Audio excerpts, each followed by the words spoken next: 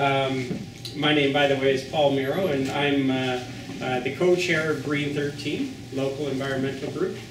I'll wrap up with an explanation of what is urban royalties and sustainable cities, and what does that have to do with actually resolving some of our climate issues. How did we get here tonight? In 2011, there was word that went around the city that there was a new initiative that was coming out, and it was around how we can address climate issues at a local level. That initiative is called Project Neutral. They were looking for communities to help pilot the idea and pilot the project, and Green 13 decided that we've been looking for something to actually try and sink our teeth into that would help us move the whole issue of dealing with climate change forward.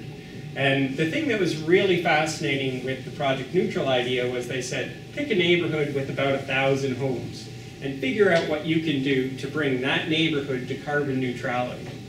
And that really changes your perspective. It makes things a bit smaller, but not so small that it's the individual. So the area that we selected is up at Runningmead, from the tracks at Runningmead St. Clair, basically, down to Annette Street and over to Clendenning. And the project launched with a survey. It was, let's go out and try and find out how much energy people use. So we went and we knocked on doors and we encouraged people to go online and fill out a survey that says, you know, how much energy do I use heating my home? How much gas do I use? How much, what do I spend on transportation? What kind of food do I eat? Just a whole variety of things. And then it calculated, okay, what is our carbon emissions for this particular household? So we worked on that for a number of years now. And we learned a few different things. We learned that in our neighborhood, it's a neighborhood that's fairly reflective. We have some people who think, you know what, climate is a big problem and the government should deal with it, to climate is a big problem, the government messed it up in the first place, we should let the free market deal with it, to climate isn't a problem and you should just get off my porch. So we really ran into all different levels. We also met people who had done a lot in their homes. So we met people who had basically remodeled and gutted their homes and updated everything in the home and made it very energy efficient at the same time. And we met people who had never done anything to their home. And they had lived there for a long time, but you know, you have people who are retired who have bought their house 50, 60 years ago, and they're struggling just to pay the taxes. So there's a whole variety of people in different places, and they're all in the same neighborhood.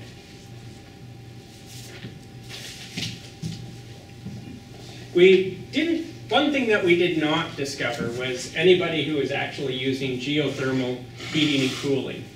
And I found that kind of interesting because geothermal is known to be the most efficient system for heating and cooling homes, and we had people who had done a lot of work and done a lot of different things, but it's just not there. And that says, you know what, there's a problem between the way the system is set up and what people are doing. And that is one of those key places where it's like, okay, there's something wrong here and we need to look at that because that's one of the signals that there's something's out of whack. So we carried on. We went back year after year, but the whole time we've been sort of thinking in our heads, okay, what can we do? And what kind of projects? So we're at that stage where we're trying to think, okay, how are we going to move this forward? As we've been looking at it, we realize there's a bunch of relationships, and those relationships really have an impact on what happens. And in those relationships, we have to figure out how we make them work for more people. And if we can get them to work for all the different players, then we can actually find a solution. So the first relation, or the first group of players are the people, and that's you and I. We're the citizens of the ward, we're the citizens of the riding and the federal riding, so we play a role in that. But we're also consumers, and so every month we pay to get our energy. And whether we pay for gas or we pay for oil or we pay for electric, we're paying somebody to heat our houses and in the summer to cool our houses. So we are the first The second is the government, and the government is really built for people by people. So Sarah is here as our elected representative tonight. Thank you, Sarah. And many, if not all of us, voted for Sarah. So we actually have a right to expect things of Sarah. And you know what? We probably won't all agree on what we expect Sarah to do, and she has to figure out how she's going to work with that. But you know what? She is our representative, and so when she goes to council, she represents us. And when she meets with provincial and federal ministers, she represents us. And that's an important piece. And we need to, you know, we should feel really good Sarah's in the room tonight, because it says she cares, and she cares about what happens in her riding, and that's a very important thing. The next piece is we have energy companies, and there's a big long list of energy companies on there. Many of them are not in Ontario, and that's because very few of the resources that we actually consume to heat and cool our homes or to power our cars are actually produced in Ontario. And most of them come from further away, and we bring them in and use them to meet our particular needs. But we also have a relationship with them because the money that we pay for heating and cooling our homes goes to them, and so it shows up in their profits. We also have investors, and investors are people like the Canadian Pension Fund, the Ontario Pension Fund, teachers' funds. There's a whole lot of them, and they have a lot of money. And they're trying to figure out how they can go about making returns on that money so that they can pay people's pensions, or if it's insurance companies, they can pay out to the people that have invested in insurance with them. So they're constantly looking for places where they can invest in projects, and when you have those many dollars, you're looking for big projects. So they have a certain role to play, and they're trying to figure out what that is. Within each of those, there's also some complications. Because governments, being by the people and for the people, also operate on different levels. And in Canada, we have a history, and our history starts almost 150 years ago. And when the government of Canada was formed, the rights and relationships were set up in a certain way. So one of the things, the anomalies of Canada is our provinces have been given the rights to all of the natural resources. And so they then work at developing them, and they get the benefits from developing those resources. The other anomaly is that cities really don't get they don't play a big role, or they didn't play a very big role at the time of Confederation. So at the time of Confederation, we had about 20% of the population lived in urban areas, 80% lived in rural areas. Today that has flipped, and so today 80% of Canadians live in urban areas, 20% live in rural areas, but we haven't really done anything to adjust and deal with what that means for our relationship between governments. And that's a big problem. It's a problem. If you read the paper today, you probably heard our new mayor, John Tory, has said, I'm unfortunately not going to be able to live up to a promise that I made during the election. I'm going to have to raise the price of transit. Boo! I'm with you. But you know what? I totally understand that. And that's, you know, that's one of the issues that we have to deal with. It's like, how do we have those services, and how do we pay for them? Because we need them. They are things that we need. And at the time of Confederation, we didn't have telephones, we didn't have central heating and cooling, we didn't have public transit, we didn't have purified water systems, we didn't have sewer systems. So all of these things that are municipal responsibilities didn't exist at the time. And the taxes were set up so that basically the city can charge a property tax.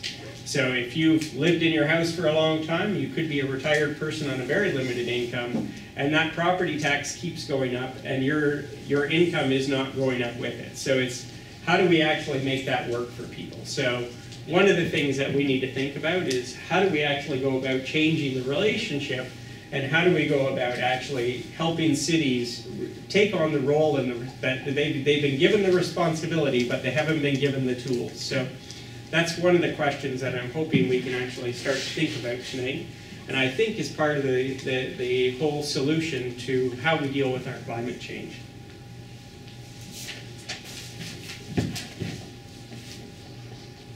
Tonight, one of the things that we're going to look at, you're going to see this chart a couple times tonight, so I'll just walk it through for you. So it basically gives you the rundown. The government is by the people, for the people, and they provide us services, and they steer the economy, and they regulate industry. Citizens elect governments to reflect our priorities, and we purchase products from the companies that are working to supply us. The energy suppliers make profits by selling products that meet consumers' needs. So we want a warm house, we find someone who can sell us something to warm our house up. And the investors, which is also a bit complicated, you have pension funds, you have insurance institutions, you have individuals, look for places where they can invest their money and get a return. So it's that combination of these different relationships that actually dictates what our world looks like today. So we're going to move to our next section, which is, so just before I launch into a couple other parts of this, I'd like to do a little bit of perspective just to give people an idea that, we are seeing the wind farms in Ontario, and there has been pushback. We're also seeing the amount of solar being installed is going up. And there are some real reasons for that, and they're not just because there are a lot of green people who are thinking, oh, I want to do solar. So what are the things that are driving some of the change? Does anyone here know Moore's Law? Yes. No. Yeah, Moore's Law. Basically, it's a computing term originated around 1970, and basically says processing speeds are going to double every 2 years. And with that, we're also seeing the cost of computers coming down. So this curve is actually looking at what the cost of a gigabyte of hard drive would cost. And at this end, we're looking back in 1980, and up here you can see it was in the range. This is $100,000. There were times where it was about $900,000 per gigabyte. My phone in 1980 would have been worth between $3 and $15 million. There's no way I could have had that in my pocket, and that's change that's happening. So that's an interesting thing. If you look at, I went backward, now I'll go forward. Oh, it's the same. Yeah. If you look at what the Department of Energy in the United States is predicting is going to happen with solar, it's also following Moore's Law. So go back to 1990, the cost per cent kilowatt was about between 50 and 60 cents. By 2020, it's projected that it will be less than what it will cost us to build utility-grade energy projects. So the US Department of Energy is predicting, or they're looking at and saying, in 2005, there were less than 2 gigawatts of installed solar. By 2020, it's going to be almost 16 gigawatts. And the reason that's going to happen is because it just becomes so cheap that everybody is going to be like, it doesn't make sense for me to buy electricity from the grid anymore. I'm putting my own solar panels up. That is happening, and that's starting to take off now. And even with the shocks in the oil prices, we're still seeing people moving this way just because the price is coming down. So the technology has been advancing at a really rapid pace, and that's continuing to happen. The other thing that's happening is solar, it's storage of energy. And Ontario last year announced they're doing 12 pilot projects, and they're looking at a variety of different storage technologies. This one actually uses flywheels. And so the energy is stored up in flywheels, and then when it's needed, it's released. So that means they can use solar energy and store it during the day, use it at night. They can use wind, store it, use it at night. And this also increases the efficiency of the renewable energies because it's no longer, well, it's not producing it when I need it. So this is also going to have a big impact on what's going to happen. And when you take those two things together, it's not going to be very long before we actually have our own mini microgrids running our neighborhoods. So we'll be putting up our solar panels, there'll be some wind, and that will all feed into either we'll use it, we'll charge our electric cars with it, which will also be a storage unit, or it'll go into something like this so that we can then get that energy back when we want. These are disruptive technologies. This is coming, and this is going to have a huge impact. It's already here. It's here. So what's going to happen to our bigger utilities? That's a question that's out there. If you're somebody who's trying to get a renewal on rebuilding a nuclear power plant, you're competing with the government who's looking and saying, we can make this commitment to a lot of billions of dollars right now for a technology that is an older technology and that doesn't get updated very quickly. Or we can look at, okay, how fast are we going to be able to replace this energy with renewable energy and not have to deal with the waste issues and stuff. So change is coming, and it's coming a lot quicker than a lot of people know, and it's coming a lot quicker than a lot of politicians expect. You should ask the government in Alberta what they think about changing energy markets, because it kind of caught them off guard. The other thing I want to talk a bit about is understanding our energy markets. So I'm going to ask you a couple of questions just to see how many people in the room know what their thermostat is set at home? How many people know what unit of measurement the energy to produce your heat that you're heating your home with comes in? BTU. No. We have one. Per cubic meter. Okay, cubic meters, okay. Anybody know how many cubic meters of gas they used last month? Okay. Anybody know the price of natural gas? Is it going up or down right now? Or is it staying the same? It's rather low historically, very low. Historically, it's low? Okay, we'll get to that. I think you might be surprised. My bill today was 23 and change per cubic meter. Okay. Which is historically high. Because I just ended my contract with Right Rate. Yeah. So one of the things is the more that we know about our energy markets, the more power we have as individuals and as consumers. So we need to get to know a little bit more about it.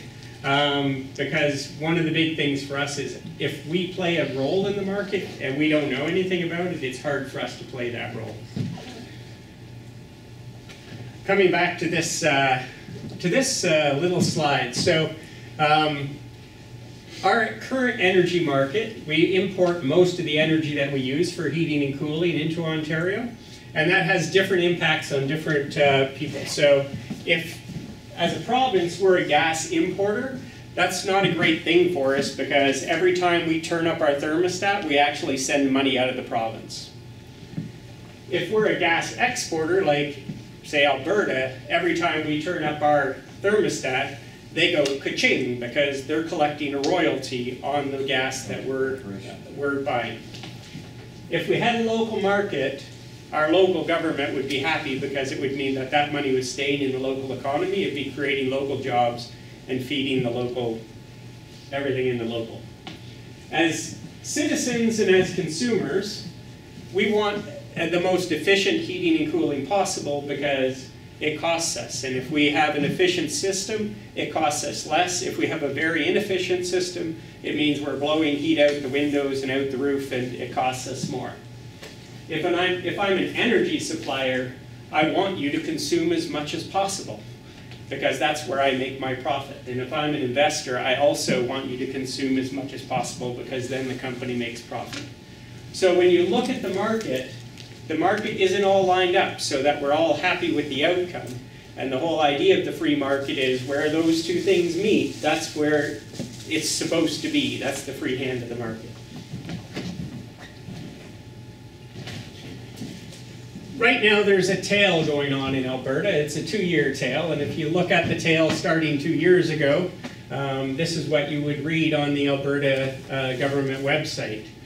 They have the strongest economy in Canada, grew by 3.9%. It's led the growth over the past 20 years, average annual GDP of 3.5. Private sector forecasts suggest Alberta is poised to lead the country in both 2014 and 2015.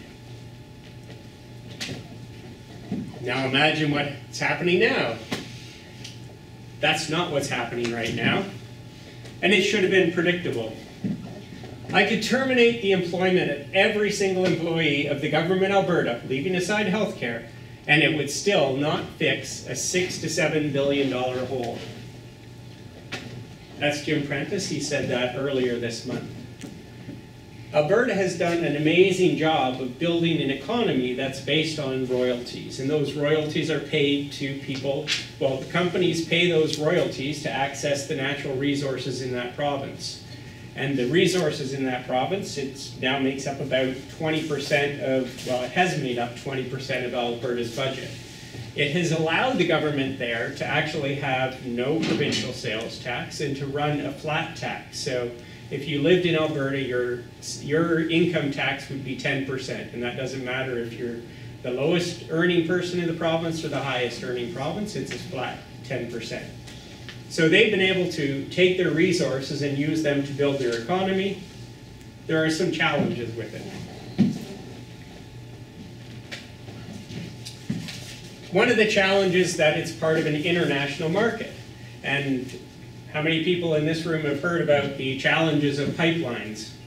The pipelines are all about getting more product to the international markets, because if it just stays within the Canadian market, it's a very small market, and so we don't actually need that much product, and we have so much product that the prices would be very low. If we expand our market, then we have more people that want to buy it, the price goes up, and we make more money. So we have to figure out, how do we get our stuff to the international market?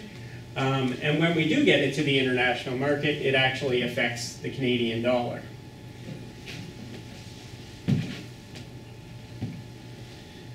Understanding our place in the marketplace. Okay, so we're going to go back to this. This is the bill that comes into my house, and it tells me, basically what is my relationship with this company, Enbridge.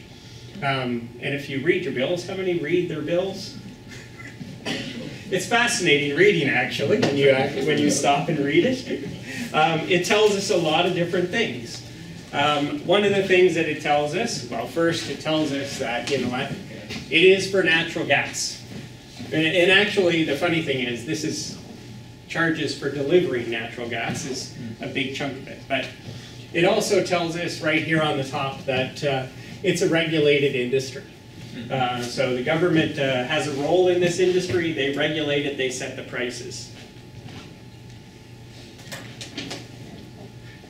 When we look at our bill, we see a few things. Between customer and delivery charges, on my bill, it's almost half of the bill, which is quite something. So it tells me either, it's a very inexpensive product, or it's a dangerous product and it's coming a long way, or some combination of both of those things. But I'm spending a lot of money just to get the heat to my house.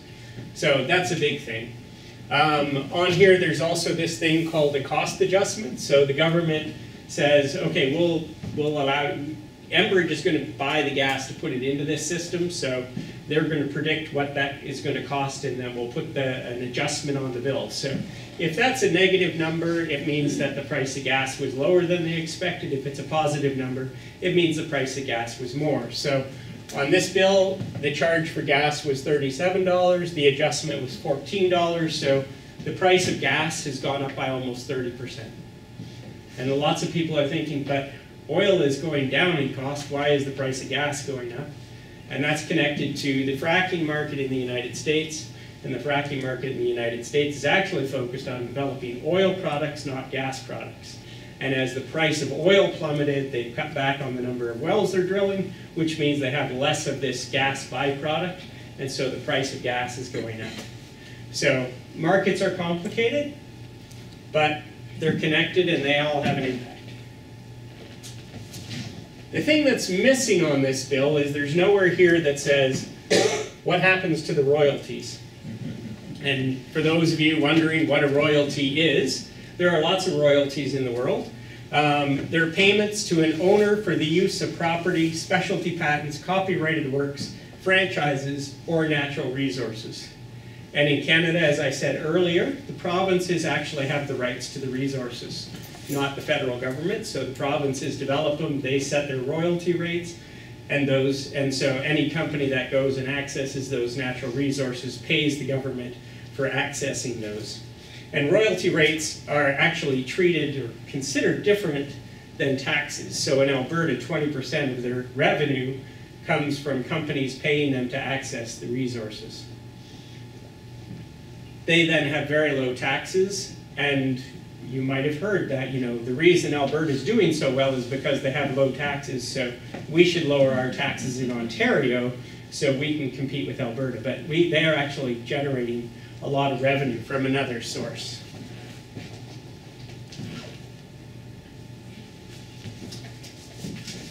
The other thing that happens with royalties is they align the financial interest of the government that holds those rights to the resource with the producers and the investors. So when you start to look at it and you say, okay, so what's going on with First Nations, what's going on with environmental regulations, how is it that we're getting all of these big oil projects through when we're working on environmental projects and we're having a hard time getting them through? Well, the government is going, 20% of my revenue is coming from you. I'm going to do whatever you need to get whatever obstacles are in your way, out of your way, so that we can make these projects move forward. So again, if you go back and you think, okay, so what's happening with the Alberta? They have very limited access to markets. So we see governments really fighting and pushing to get pipelines built, for getting oil on trains, for doing all that kind of stuff. They have a job market problem. They're building this massive industry out in the middle of nowhere, so they need people to work there, and not enough people are going, so they've got the government working on a temporary foreign workers program. The government is pulling out all stops to do everything they can to make this project happen. It leads to things like inter-provincial disputes. It skews job markets. The change in the Canadian dollar has driven down manufacturing in Ontario, so it's hurt our economy. And it's displaced families. There are families who have lost their jobs and said, I actually have to move to Alberta to get a job, and so their extended family will be in Ontario or in Newfoundland or wherever, and they're now across the country. So it has huge impacts on individuals and consumers. For the energy companies, it means that they have a partner that's going to help them drive down regulations that are going to add cost.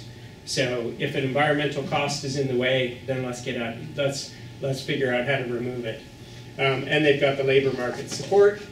But it does one other thing. It says, we know this government is going to do everything they can to make this work, and so it builds investor confidence. And so companies and like pensions and you name it, anyone who's sitting on a big chunk of change and looking for a good steady investment says, these guys are going to do everything they can to make sure I get a return on my investment. So I look at that and say that's a secure investment.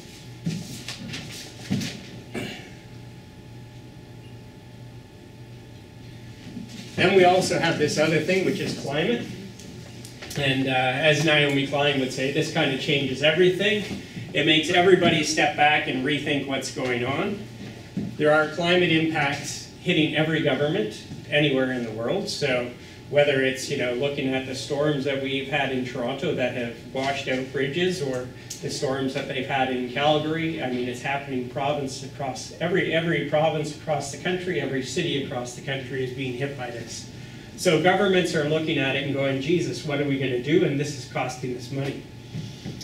Citizens, if you happen to live just north of here, you might recall we had a big storm a couple of years ago, and we actually had the Humber overflow in a way it hasn't overflowed in a long time, and we had rivers running down the middle of people's streets, and we had basements flooded and all kinds of stuff.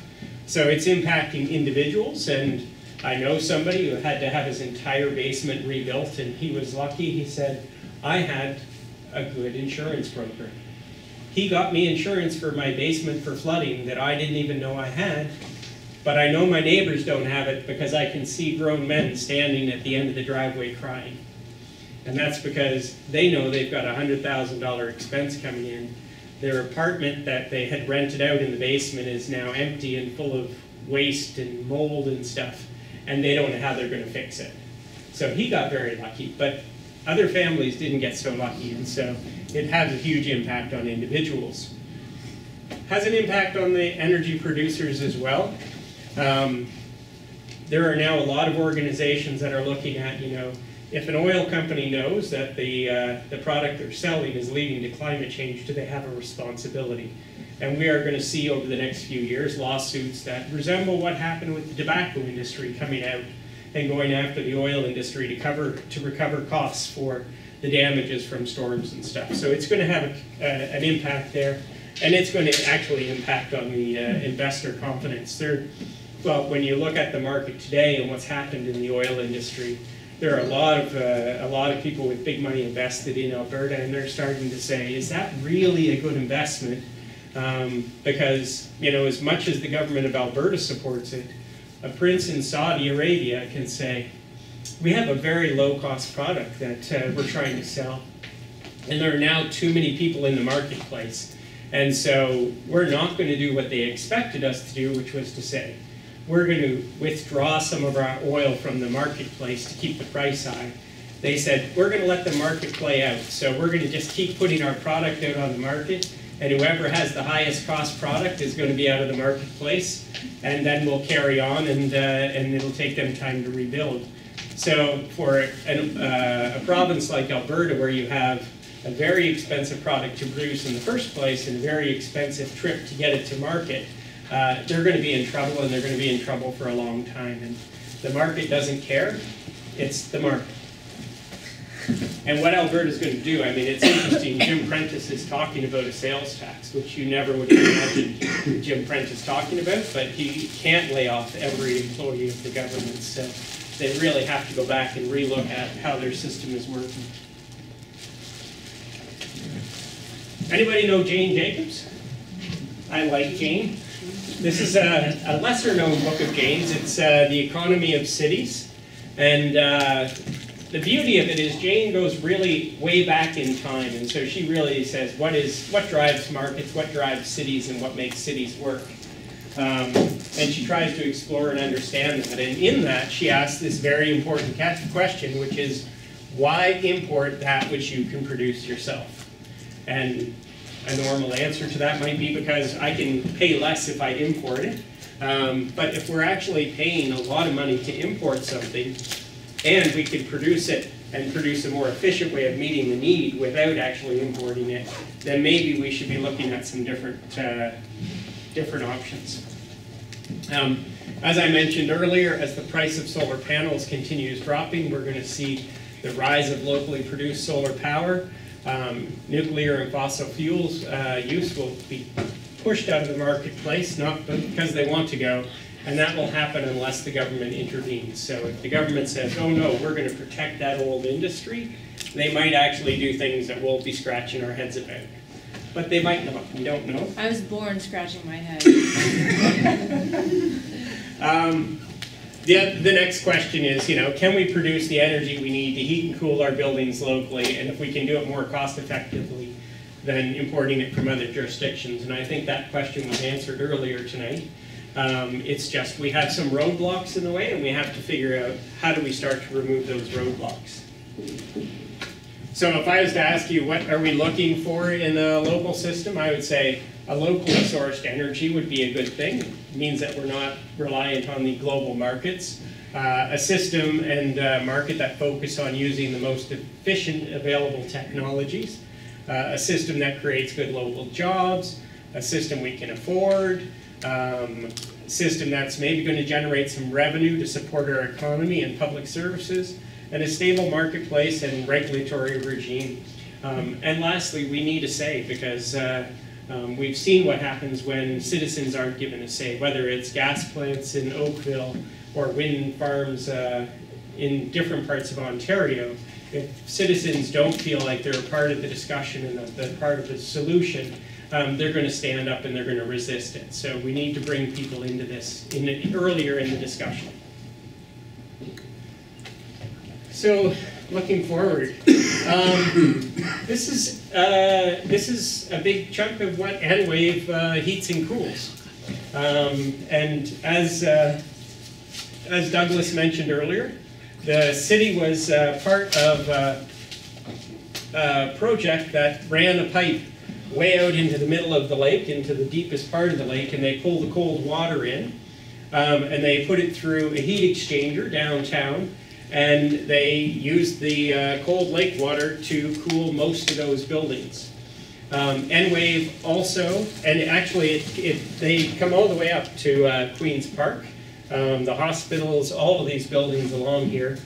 And the interesting thing about Enwave and the district system is they did this in a place where there is that mix. There's the old buildings, there are new buildings, and there are buildings that are being updated. And the way they work is, if you're building a new building, you just build it and it's going to be geothermal. So I would like to thank 488 University Ave for the image. And I'd be willing to bet that their new building that they're selling condos in will be geothermally, or well, it will be lake cooled. They also provide heating to all of these buildings, and that's through 3 steam plants. Those steam plants are built to use the cheapest of the 2 fuels, oil or natural gas. So they use a carbon-based fuel to heat the downtown core, but it's more efficient than actually having each of these different buildings having their own heating system. And when they're producing that heat, they also create electricity, and so they feed into the electricity grid downtown. So it's a combined heat and power, and the building owners of this all are buying into it because it's actually less expensive for them than it would be to actually put in and own and operate all their own systems. The other thing that's happening, so a building like this, which is the BMO building, was recently redone, and it's now been upgraded, so it's a LEED certified building. And so a lot of the buildings downtown, they're saying, if we're going to upgrade, let's look at all the energy efficiency things that we can do. So that's happening here in our city, and that's one of the biggest district heating systems in North America. And I think might be the only lake water cooling, but it's pretty innovative. It was also, so Toronto Hydro was a lead in this project, and in 2011, I think, it was sold. The city's stake was 43%. It was sold for about $140 million. It was a quick one-time, let's put the cash in the bank, versus an ongoing, we have a revenue source that will help us pay for our infrastructure. So it's a short-term thinking, and one of the challenges that we all have to think about as we're building systems or proposing systems is, how do we align the interests so that we set it up in a way that we don't have to worry about a government flipping and then saying, oh, it's on today. So how do we build that? And I think that's us having a say in what those systems will be. It's also created some really great jobs. So there are people that have to have technical know-how and engineering certifications and stuff to actually run these systems. And these are jobs that are happening within the city versus jobs that are happening in other provinces in the middle of nowhere. This is another project. This one is called Drake Landing. This is in Alberta. And this is, again, as Douglas was saying, if you're building from the ground up, you can build very efficient places. So they built this community. I am trying to think if it's 50 some odd houses, 52 houses, I think. Each house actually has the garages lined up at the back, and this is all solar thermal. So they take the energy from the solar, the sun, and they put the sun's energy into this borehole field over here. So you can see the heat comes in the front of the house, the back, they collect all the energy, and they put it in the borehole, and they store it there for the winter when they bring it back into the houses. And this community was built in 2007. It had an investment by the Alberta government and the Canadian government of about $7 million. So It hasn't been replicated because the cost efficiencies on it just weren't great. But considering that they each pay, I believe it's $60 or $70 a month for the heating and the cooling, they might raise the price a little bit, and that might actually help it break even a little quicker.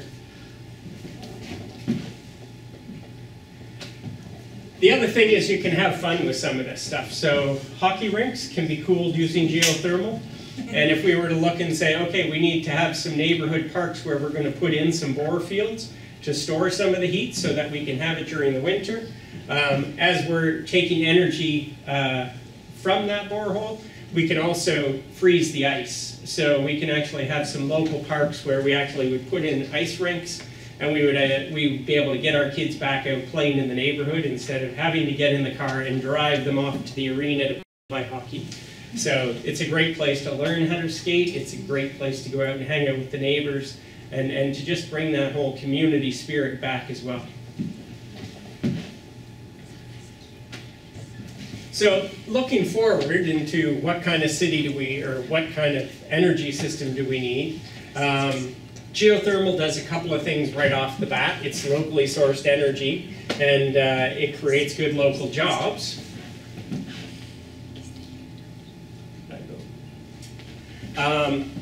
The challenges that it's having are how do we fund it, and how do we make it so it's a cost-effective system, and how do we move past so many of these obstacles and roadblocks. And if we were to look at doing something crazy, like actually creating a royalty system, which they don't do in renewables, and I'm not sure why they don't do renewable royalties, but if they did create a royalty system, our project in the junction would be basically for, if each household was paying $100 a month for their heating, it'd be about $100,000 in revenue for whoever built the system, and it would generate about $1.2 million a year in revenue for them. If there was a 10% royalty on it, it would be $120,000 that would be paid to the government for allowing whatever company that is to access the geothermal energy. If Ontario was to do that on a province-wide basis, there's about 3,600,000 homes and businesses in Ontario. If each of them paid 100, and I suspect that's probably a low number, depending on the efficiencies and stuff, you're looking at about $4 billion a year, and you could be looking at $400 million in royalties that just currently don't exist. And that's money that right now we're just sending out of the province. So it's looking at it and saying, there's a possibility that we could actually generate some local revenue. And if the government was thinking, we need to update our relationship with our cities, and this energy is being created in the cities, what if we were to dedicate this royalty to paying for municipal infrastructure? We could go a long way to actually paying for our transit systems, to updating our sewer systems. We could do a lot to just relieve the pressure on the city and change that relationship.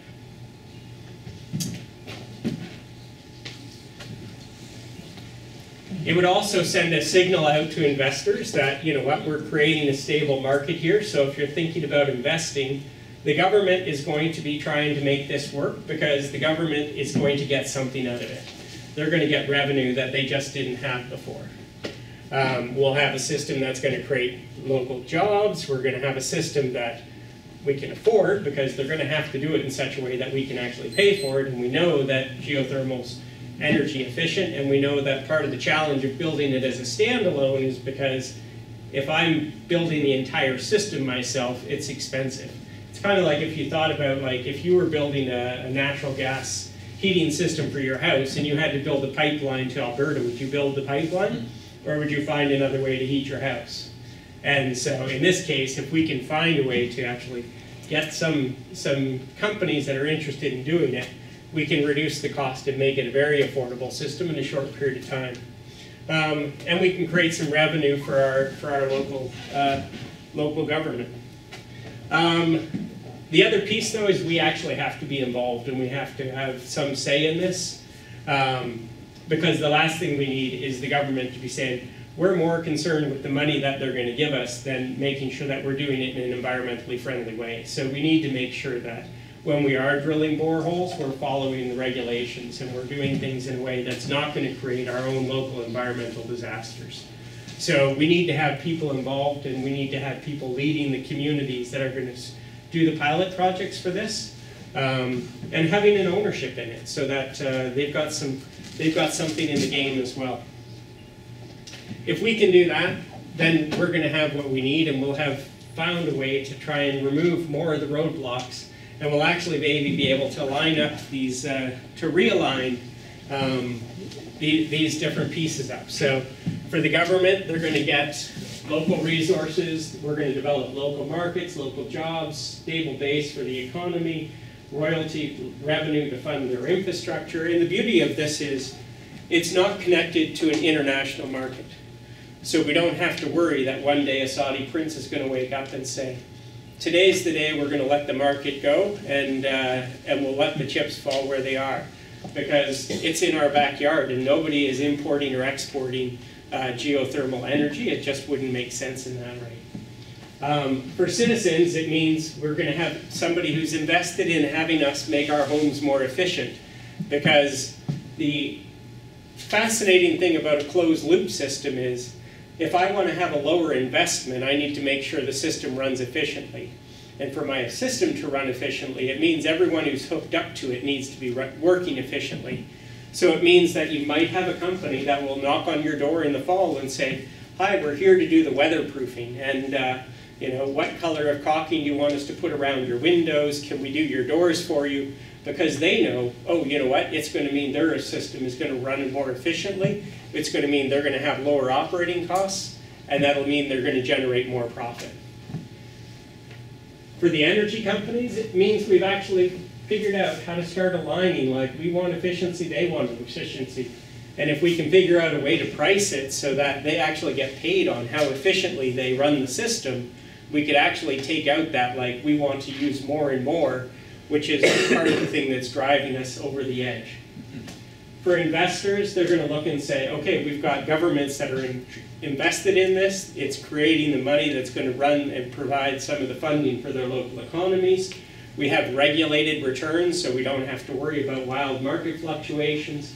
They're going to be confident enough to say, I've got this really bad investment in this very expensive oil project somewhere, and I might actually just take a couple $2 billion and move it over here and invest in figuring out how to build this system so that we can actually build a district-wide system that will cover the entire city.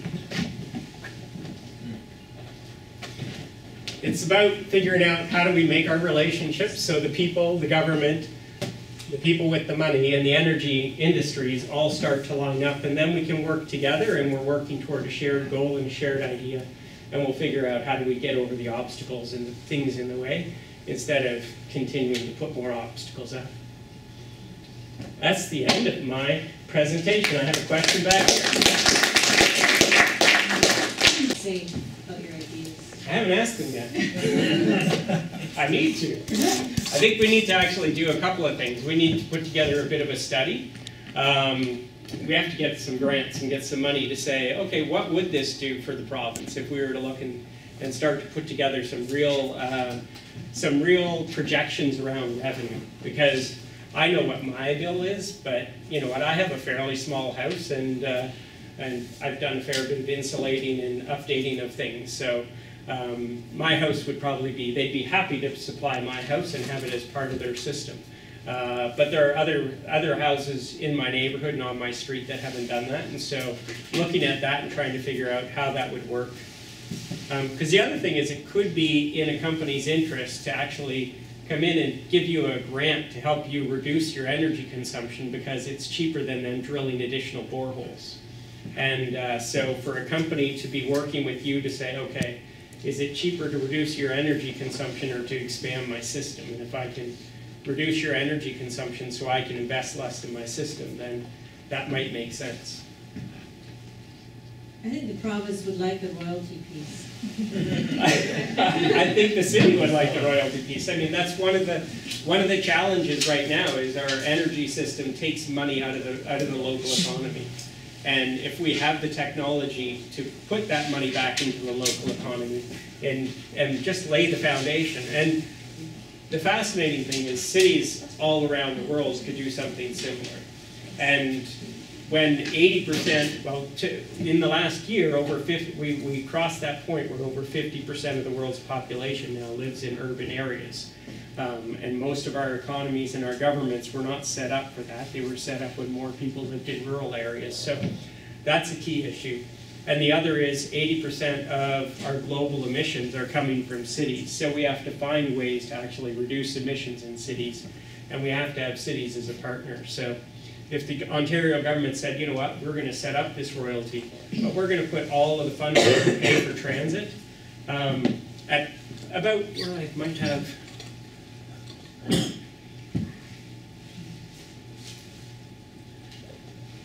so this is looking at it and saying if it's 10%, and that would be about $10 per household, would generate $432,000 per household and business, would create $400 million per year. If there was a $40 per household fee, it would be almost $2 billion, which would pay for Ontario's transit. It looks like it says 100, it doesn't look like it says 10. Can you point out Sorry? 10? Oh, it's the 10%, so it's 10% of $100. So Okay. it works out, it's about $10 a month. And that's my back of the envelope, like, okay, what would this look like? But I should have just taken a picture of it, but. Yeah? Yeah, the problem is, okay, I have friends that they have geothermal heating and cooling. And the problem is that the other people do not know, or the regulation of city regulation do not allow to do. Because otherwise, if we have a pilot project, you save money, so everybody, it will be incentivized to do it. But the problem is to start. The problem is to have, when I asked to the gentleman before, do we have only one, we can say, office where I want to do a geothermal, and I go there and they tell me, you have to, I go there with my design and with the plan, and I say, I show this, I say, what do I have to do to comply with this?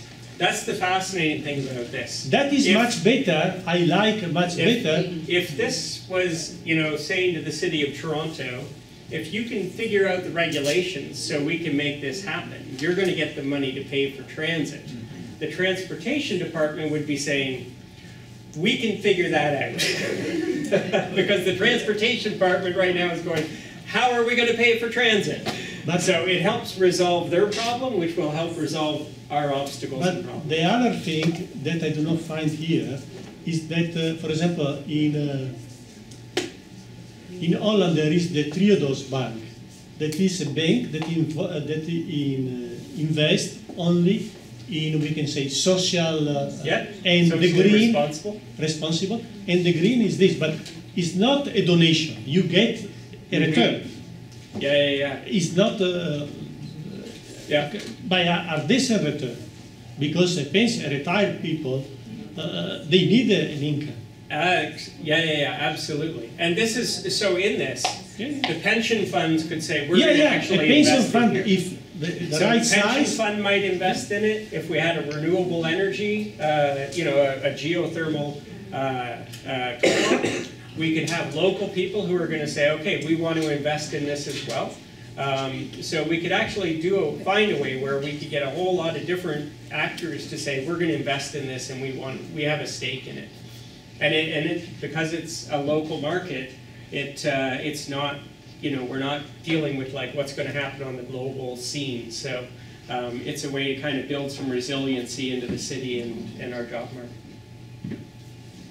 I just want to also thank you for taking the time, like, out of your life to, you know, put something like this together and have people come and speak. You know, like, because I feel like we're all discussing the thing and what's right about it or what's wrong about it, but like on top of that, like, I think it's nice that that's what how you're spending your time, you know?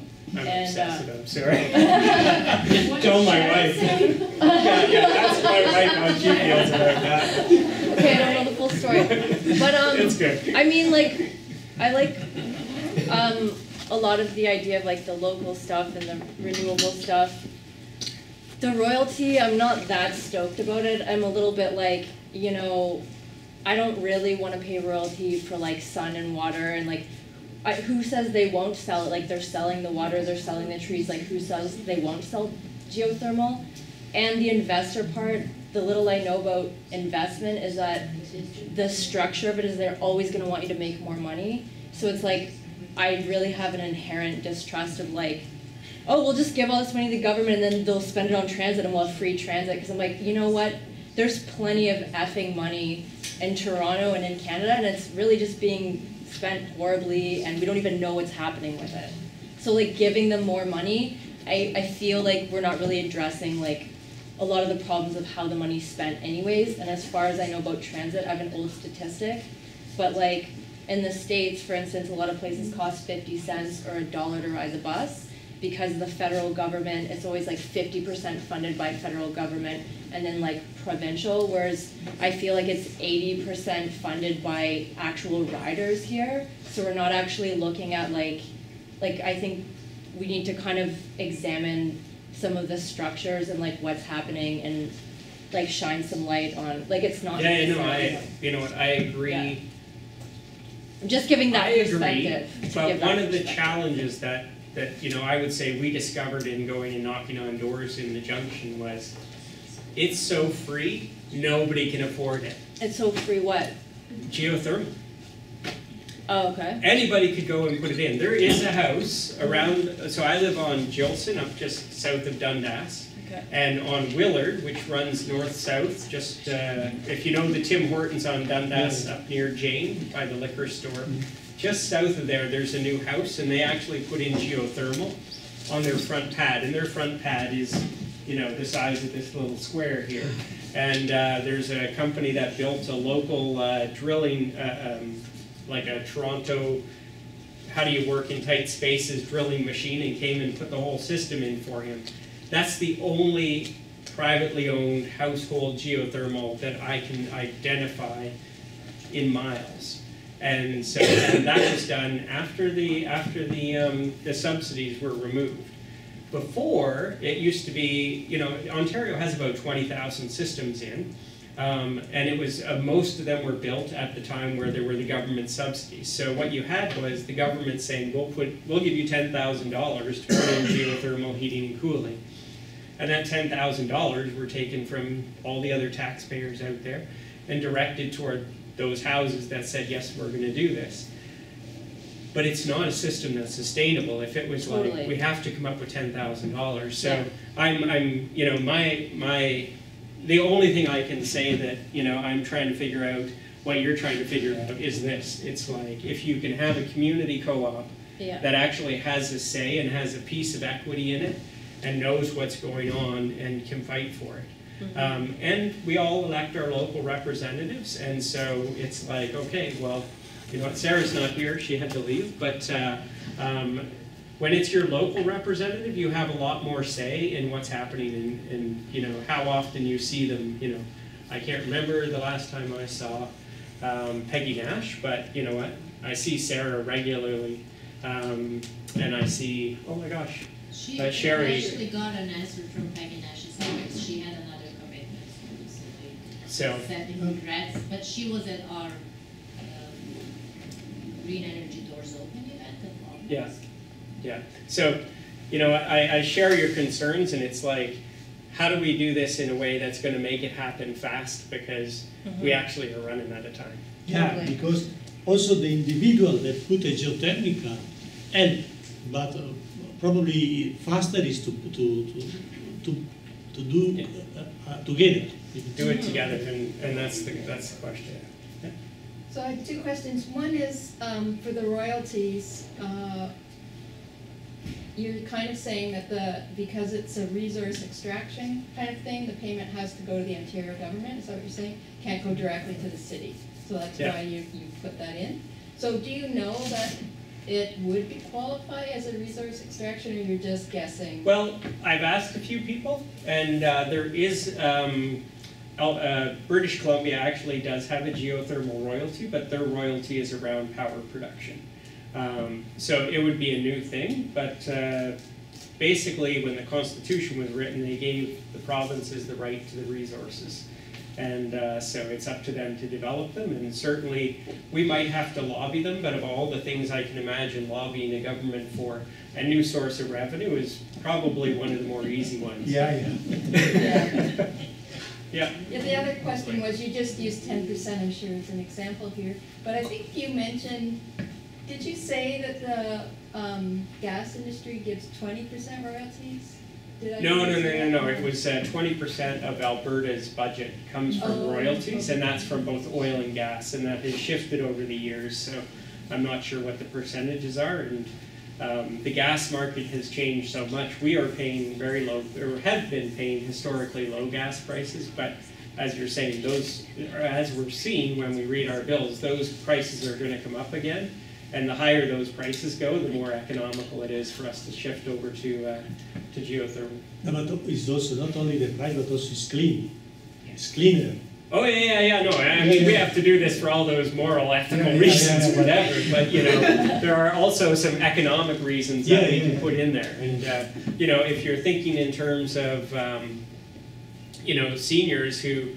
A senior is not going to be able to go and retrofit their home. So they're just dealing with whatever the market does. Mm-hmm. If the city went and moved forward with something like this. The city also has some really great programs. So there's a program called HELP, which is a home energy loan payment program. And basically, if somebody was converting their home from a gas heating system to a geothermal, they could borrow a certain amount of money from the city, and that would go onto their tax bill.